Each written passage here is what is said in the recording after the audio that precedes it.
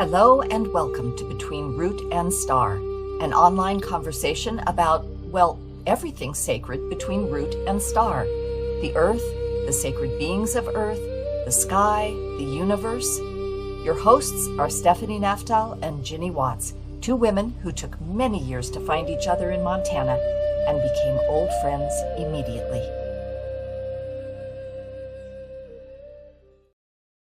Well, do you want to talk about your trip? Okay, talk about my trip. Yeah, and I would like to hear, like, maybe talk again a little bit about what your intentions were and then kind of how it unfolded and yeah. Oh my God. So my intentions were to go there, see a couple of friends, old friends, be in Portugal, maybe get to go to the Azores where my family was for a long time, really be connected to the land and the plants and try to, do that kind of ancestor work. And yeah, that was, and be in smaller towns, not just cities, and some quiet and have those opportunities. That was my intention. And that trip was not like what we intended it to be like. I did get to see one friend in Spain, which was lovely. We landed in Madrid and then we stayed there for a night. I didn't get to see a friend in Madrid because she relies on her son to get her into the city. And he had been working all night and he was exhausted, so I didn't get to see her. But then in the next day, in the afternoon, we got a bus, like hour and a half, 2 hours to my friend's. And she lives in the Spanish countryside in this little town. And so it was supposed to just be like one night. But then after I talked to her on WhatsApp, she was like, you need to stay more than one night. So we knew we were going to sort of play it by ear. And we spent like 3 days and it was so lovely. She's in this little town with this sweet little place. And you just like walk up this road, barely any distance, and you're in this riparian area, this little river and birds and beautiful trees. And it was really, really nice because we were exhausted. The trip there was really challenging. Our flight kept getting delayed out of Chicago, and we spent like 12 hours in Chicago or something stupid in the airport. It was crazy. So we were just super tired. And then you're there and you're in this like, huge city. So it was really nice to be at my friend Jane's and just really chill out, like no big agenda. The next day, she just sort of took us with her. She had to go to this little town and do some visa paperwork. And so she took us with her for that. And then met up with one of her friends and had a really, really nice lunch and went to see his finca that he was fixing up, all this stuff. It was just His what? he bought like a little farm. Oh, and what It was was the like word you used? finca, Finca. finca. Is that So Portuguese? Spanish. We were Oh, still in Spanish. Spain. Oh, that's right. You're still in Spain. Yep. Yeah. So, there were fruit trees and he's building this little straw bale, or I don't know if it's actually straw. I think it's straw bale, but like an adobe house. And it was just a really nice day. And then we decided it was time to make our way to Porto. Um, we went through Salamanca, beautiful college city with just incredible food and like all these Michelin star restaurants, but they're not like Michelin prices and Michelin size portions, it's just and then the next day we got on another bus and we went to Porto. And what happened then was crazy. So I think I like for maybe the last 7 or 8 years, I've had really good luck with trips and travel. And maybe it was just like I was due for crazy because it's just been so good for a while. Like I forgot that trips can get crazy. And I think, they're like it was so dry here and warm, and then we went there and it was colder than we expected it to be, rainier than we expected to be, and so damp as well. So we get to Porto, I get sick. Oh, Like up here, kind of sick, like so I'm walking around Porto like I'm having so much fun. And I can't like my ear had still not unplugged from when we went over the mountains to get over there. Right. So it was That's unpleasant. disorienting.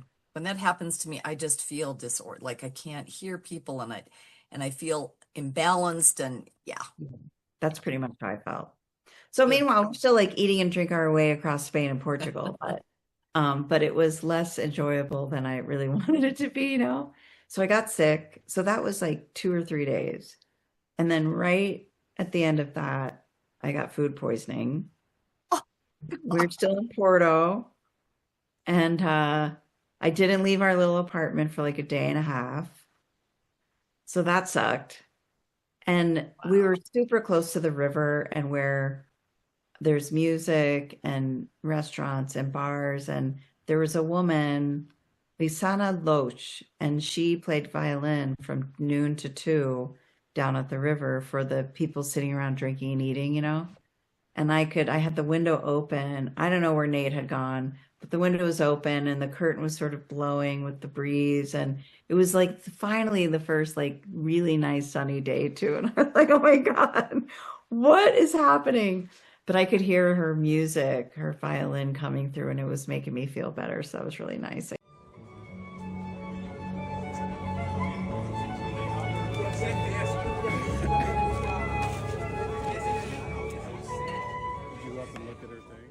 I paid for her album when I got home, you know, and she was just very sweet. And so anyway, so then I had food poisoning, and like a day and a half later, I was like, I'm hungry. Let's go get some food and Nice. we'll just continue on with this crazy trip.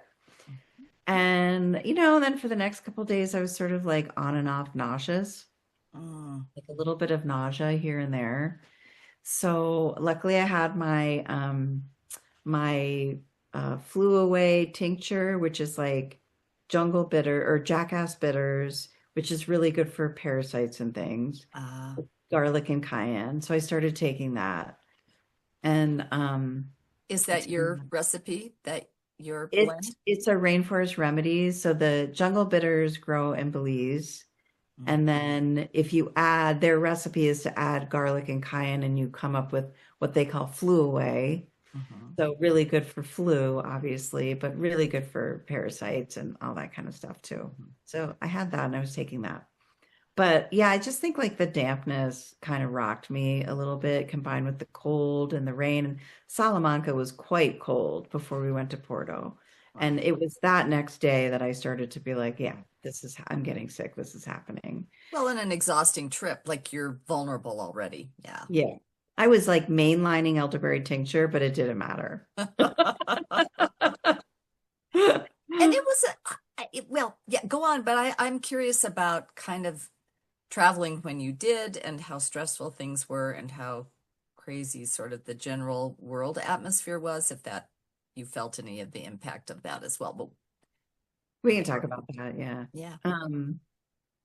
So these plans to like rent a car and go to little towns, it's like everything just kind of got upended because even after I was out and about again, I just was like highly unmotivated. And Nate was then kind of highly Mhm. unmotivated and just like how much do I want to be in a car going I don't know where, and I don't know, I just like felt like not myself because Mhm. myself is like let's get in the car and go check this stuff Yeah. out. And maybe there'll be a hotel there and maybe there won't. And, you know, like that was how I felt before the trip, right? Like, whatever, we're gonna rent a car. So yeah, so then we were like, well, maybe we just go somewhere for the day. There's a little town an hour away. And then that didn't work out either. And it was just weird. Wow. So then I was like, well, let's just go. So Porto's on the Douro River, Mhm. and then just a little bit west of there, not far at all, is the coast. Ah, And I was like, well, what if we go down there and just find a place down there and then we'll be on the water, you know? And we did get another little apartment down there, and it was really nice. And it was like Beach Street, our apartment. with this little tiny terrace. So it's like every morning waking up with the ocean there and Mm. walking down to the beach when nobody's there yet, except for, a couple of people walking their dogs and stuff. And it's funny, the host we had in Porto said it's where all the politicians and soccer players live. So Hmm. it's kind of upscale, but it doesn't feel upscale. It's just like you're on the ocean and it was really nice. Yeah. So we just continued eating and drinking our way across this place too. Uh-huh. And just it got warmer then, it got sunny then. The last week was so, so nice. It was like first week nice, week messed up, third And week yeah, nice. nice. I mean, like the sun and the warmth changes everything. Yep. It's not like we were going to perish in the cold in Spain and Portugal, but it's not comfortable. Hmm. And so we had a great time there. And I wouldn't say, by then it was like we're obviously not going to go to the Azores. And I was checking the app every day and it just was gloomy there every Hmm. single day. It's like the weather was not going to allow us to freely get there and get back. Hmm. But one cool thing was I was on the beach and I was walking in the morning and there's so many shells. Like it's so rich over there. There's just like little mussel shells everywhere. And there was this hunk of like volcanic rock. And so I picked it up and it was beautiful. And it just made me feel like I didn't get to go to them, but they got to come to me for a Uh-huh. minute. Yes, yes. And just like the quiet of being on the ocean and as opposed to in the middle of a big city, at least you're on the ocean. It just felt different. So that was really, really nice. And so we had a few days there and then we went back to Madrid and we had a night there and a whole day and then flew out at 1 in the morning. Oh, So nice. that morning, where we have the whole day there, the plan is like walk all over Madrid. Museums, the big Retiro Park is like a huge park with like museums in it and everything. We're going to go there. And again, just eating a lot of tapas and walking around eating and drinking. And in the morning, so we had this little weird corner of the bed Mhm. where the bed frame, I don't know, the leg like didn't look like it stuck out at all, but like I hit my foot on it, I think the day before. And Nate apparently hit his foot on it too. And so then we were both like, just give it you just go wide, right? Mhm. But it was just something weird about where it was. And then also like maybe it stuck out or something. Mhm. And then that morning I like broke my toe on it. It's like, what the hell? I'm like, what? Oh, okay, I hit the trifecta of shitty. I broke my pinky toe. Oh my gosh. Yeah. So, Right before you're trying to walk all over the airports and get on the yeah, planes and get down narrow I walked and all over Madrid. oh, before you walked all over Madrid, Yeah, in the morning. So, I did the sick thing, kept everything going. I did the food poisoning thing. I was kind of like, what the hell, universe? But just went with it okay. because it wasn't the worst case of food poisoning I've ever had. Up in about a day and a half late, that's pretty good. Usually I'm 3 days down. But this third thing, I just lost it. I just lost my shit, Ginny. I was just like, God hates me. My ancestors hate me. The universe hates me. Spain hates me. Portugal hates me. Just like went full on into like, I'm just feeling sorry for myself now. I get to do that now. Now I get to. Yes. I've been Like, patient. I've yeah, been, just pure exasperation. oh yeah. Purely just completely defeated, right? So like lie down, foot up. I mean, this like the whole section of my foot was like black and blue, and my toe was huge. And um basically I was like, all right, well, what am I gonna do? Lie here all day? I put it in my shoe and tightened my shoe down really tight. I was like, I can't take any leave until I get some food. So we got to go get some food. I was like that, I guess I got to go get food. So we got food. I took it a leave and we just started walking around the city. And at first I was definitely like, this with Nate, like kind of Mhm. leaning on him so that my gait wouldn't be messed up and mess up then my back, It was ridiculous. But by the end of, the morning and into the afternoon, it was like hurting less and less. Went back to the room. We kept the room for that whole night. Mhm. Right. We went back to the room at some point, and I'm like, yeah, because Nate, we had all these technology issues too. We had technologies, all kinds of technology issues, credit card issues, SIM card issues. That last day in Madrid, Nate got no service. He was the one with the SIM card. I don't like keep service. And he like it ran out and then nothing worked for him on his phone. Like only wireless would work. Nothing Verizon would work. It was crazy. So he's like, let's go back to the room and I'm gonna see if I can sort it out because we need this to get us to the airport and all this stuff. Yeah. So I put my foot up, I took my my shoe and my sock off, and I was like, oh my God, it looks definitely broken. That thing has to be broken. So I put it up and like, just spent that little time elevating it before it went back in my shoe and off we went again. And in the evening we had, I guess what I would say is when you're in cities that are super touristy, like Porto is super crazy and touristy. Mm. And it is really hard to then have those genuine conversations that you can have in smaller towns, right? Mhm. That are less touristy.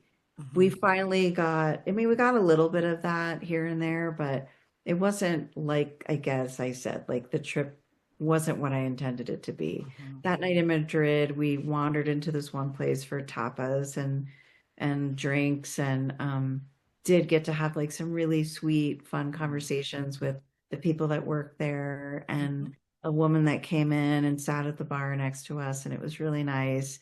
But mostly it's like people are just like they're giving you your food and they're your whatever and they're like walking away. Mhm. But that was a really nice way to end our last day on the trip. Yeah. And my toe was it did okay for the rest of the trip, and the whole flight home was so long, but it did okay. Like it didn't do it wonders, sitting on an airplane for 10 hours, which is what it was. Yeah. We had to go through Dallas on the way home, but it wasn't terrible. And then yeah, so that was like the trip, like I don't have stories. Like I have lots of Yes, great you do. You pictures. have got stories that may not be the stories you want to tell, but they're Yeah, yeah, definitely stories. yeah. Those are stories.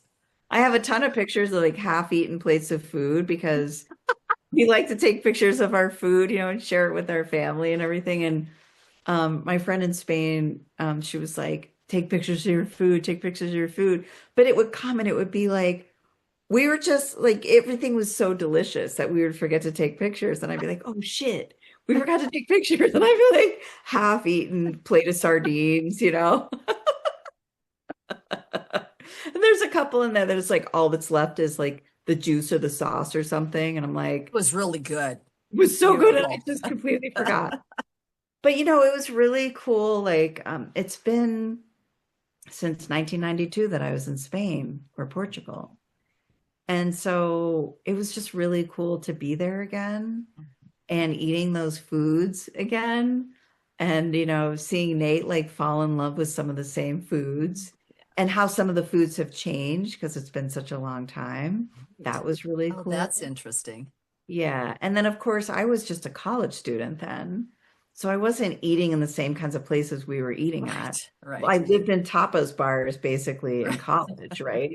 Right. Um, and so got to see different things like scallops still attached to the shell Uh, and things like that were new for being over there, and that was really cool. Finding our way around and all of that was really cool. was And that, go ahead.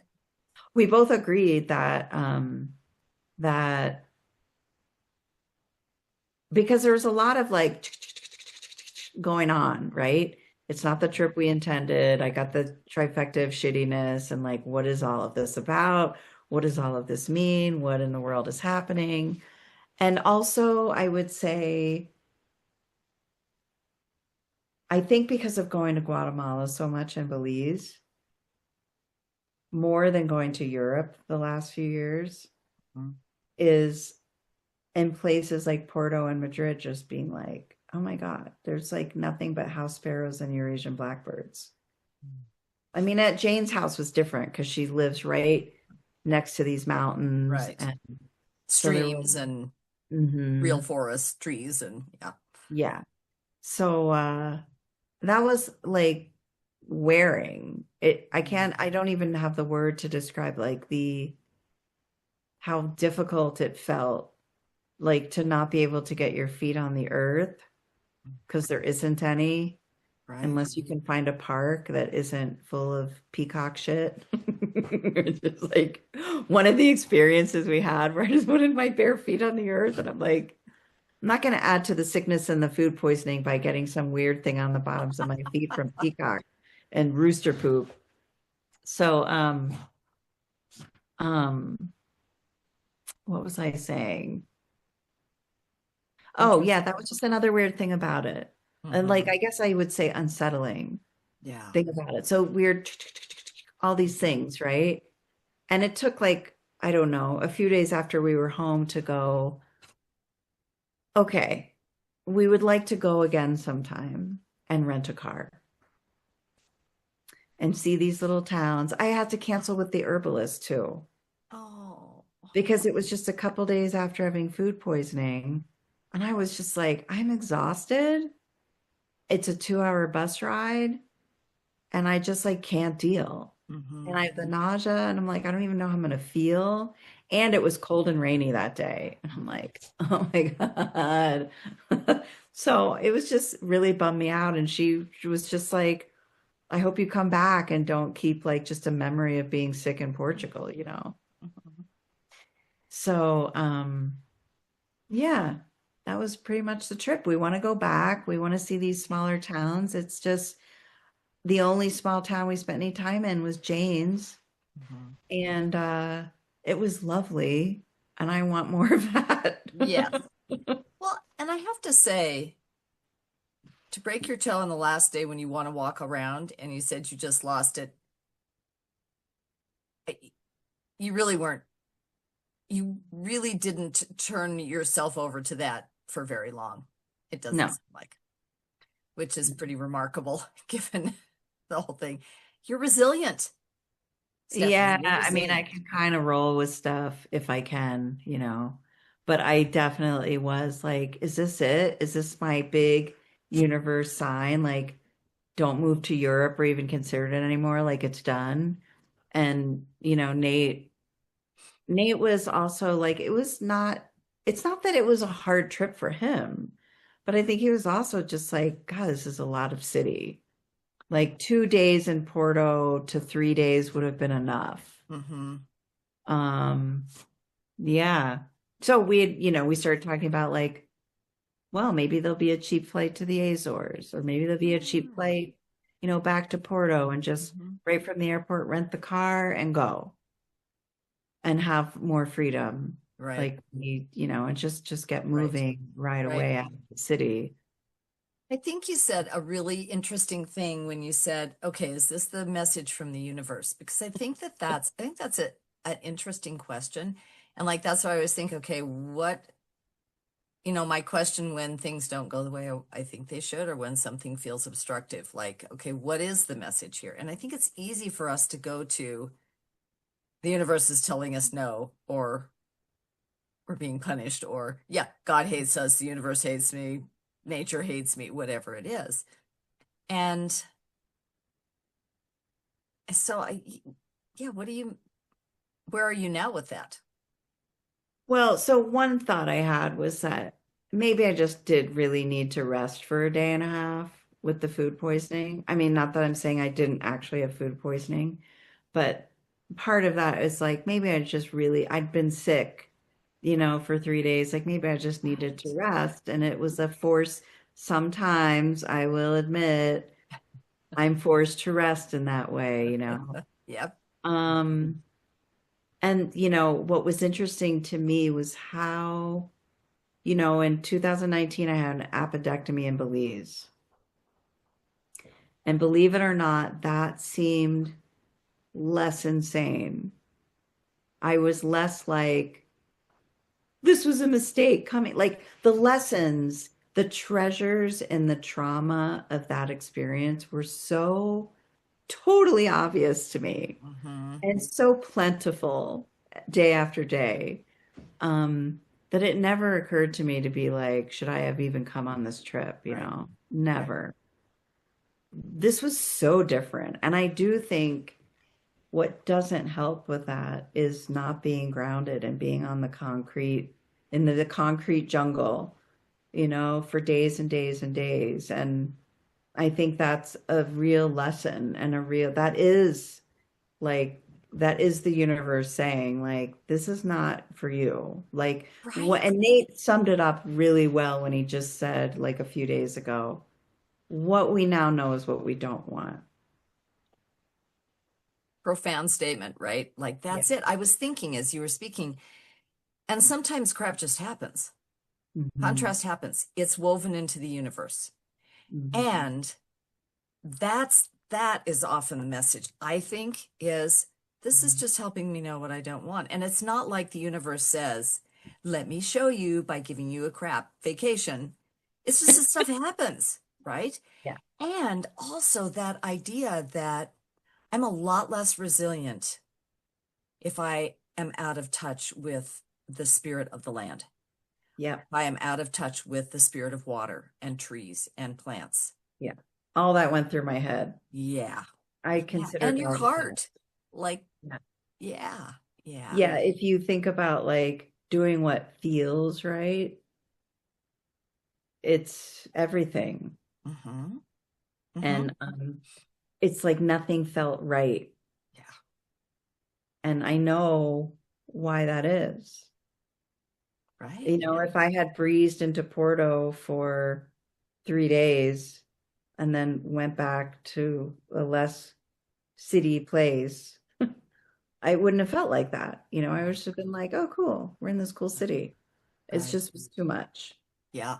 And all of that on top of a flight across the North Atlantic, which is just, I don't even understand how the body deals with switching that many time zones.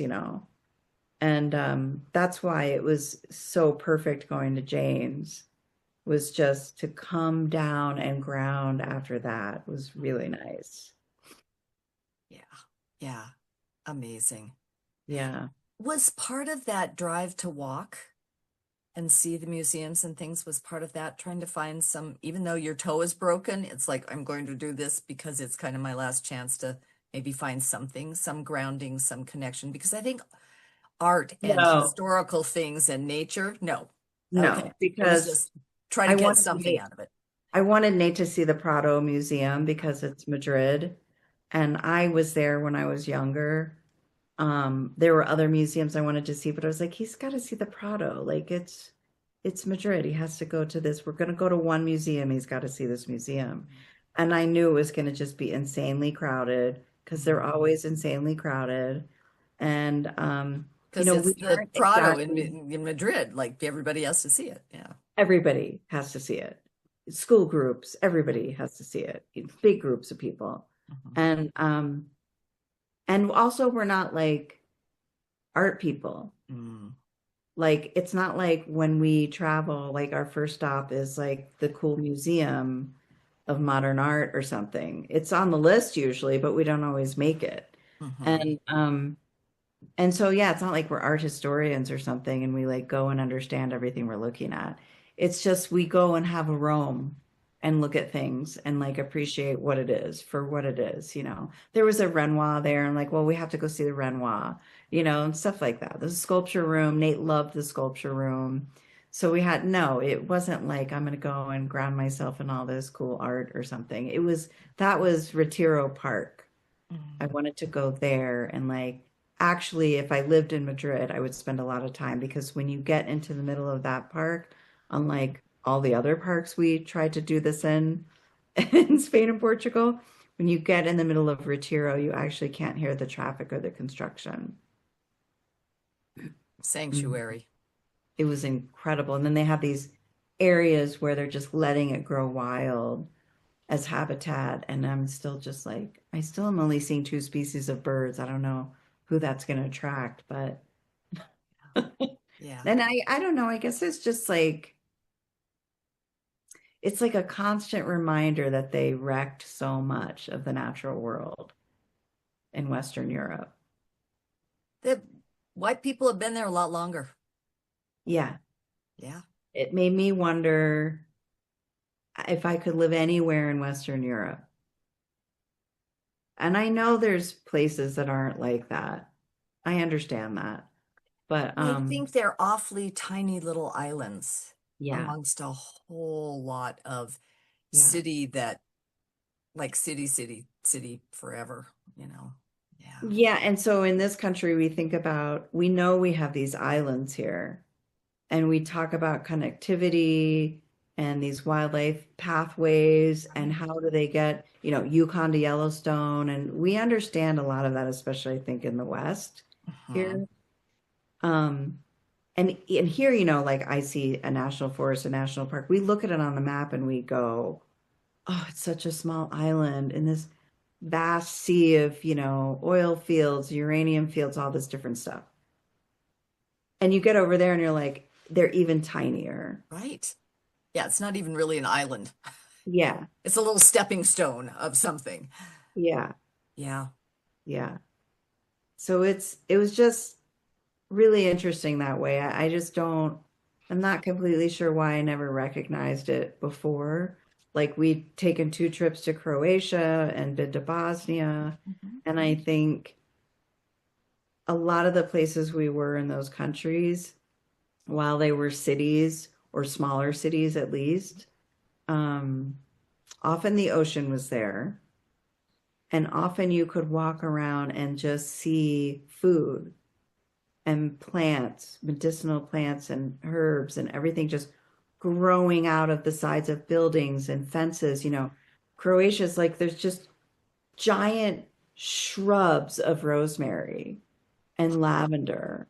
And I don't know, I just think that's really helpful to the spirit, and to the Of course it soul. is. Yes, Yeah. of course it is. And those plants, you talk about the energy and the vibration of the plants, and they speak to us like we have evolved Mhm. together on the surface of this planet, humans and plants. That's very interesting. Yeah, so this was really different in that way. I mean, it shocked me a little bit, like how different it felt. Everything felt on this trip Mhm. than other trips we've done. And I've traveled a lot. Yeah. I've traveled so much and I love it. And it's part of who I am to go exploring. Hmm.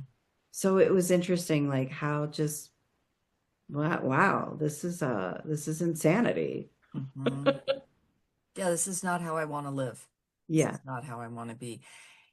It makes a lot more sense to me now that you're coming home and doing your retreat, Hmm. even though I would be like, wow, that's a lot to do after a massive flight back home and this crazy uh, 3 weeks gone. And I can see where you were able to do some plant medicine stuff, the cacao ritual, to be in the yoga space. That's all so nourishing and so completely the flip side. Yeah. That's like your antidote. Yeah. Yeah. It was really nice, not just for me, but also for me to be able to share that with so many other people, to come back from a trip like that and be able to share that and have it received well. Yeah. Because as you know, I mean, we've talked about this, and I don't know if it would be like this in Bozeman, but it is like this here. Without Elise doing the yoga, no one comes to that for me. Hmm. No one shows up to drink mugwort tea and do a mugwort meditation and intention setting with me. But if you have the yoga, they come for that and then they really like the tea too. and that All of a sudden experience. it's like, oh, this is amazing. Like, oh, I've Yeah. never heard of this. Da, da, da, da, da. Yeah, yeah. Yeah. So I always feel really lucky when she includes me because otherwise I don't get to do stuff like that. Mhm. Like I said, I don't know if it's like that in Bozeman, but here I could run it tomorrow and I'd be like, maybe one or two people would sign up, you know? So that was really nice to come back to that in all those different ways. Yeah, yeah. Mm. That's an interesting thing because I think that it's hard for people they don't know what something new is. And so it's like, it's interesting, but I know what yoga is. I know how I feel after I do yoga. That I can connect to. I don't know what this means. And so that's always the challenge of how to, you know, educate people to understand. That's one of the powers, I think, of telling stories about crazy vacations where you're like, oh, I there is the story that people can relate to that tells them that's why plants are important. Hmm. Well, and And also so, I think things do happen. Things just happen. right. But it is for us to figure out what it is, Yeah. what's behind it, what's underneath of it. You know, And how do it's in we, exasperation that you go, the universe hates me, you know. yep. But it's really for us to figure out like what are the little tidbits for me out of this weird experience. Mhm. Thank you for joining us today. We'll be back soon with another conversation. Please be patient with us as we are new to YouTube and don't quite have a schedule down yet.